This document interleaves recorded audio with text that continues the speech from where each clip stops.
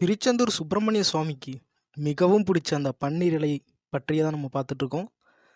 இந்த பன்னீர் இலை என்னென்னா, திருச்செந்தூர் சுப்பிரமணிய கோயிலில் அந்த மூலவர் கிழக்கு திசை நோக்கியும், சண்முகர் தெற்கு திசை நோக்கி இருப்பாங்க.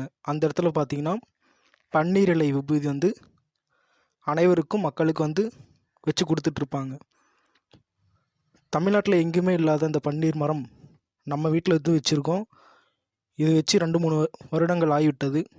இருப்பினும் இந்த மரம் காஞ்சி போய் மறுபடியும் மழை வந்ததால் நல்லா தளர்ந்து இலைகள்லாம் நன்கு வளர்ந்து வந்துட்டுருக்கு. இது நன்கு வளர்ந்த பின்பு பூக்களும் பூக்க தொடங்கும். அந்த பூக்கள் பூக்கும்போது நான் உங்களுக்கு மறுபடியும் வீடியோ எடுத்து காமிக்கிறேன். எப்படி இருக்குன்னு பாருங்கள், நல்லா ரசித்து பார்க்கலாம்.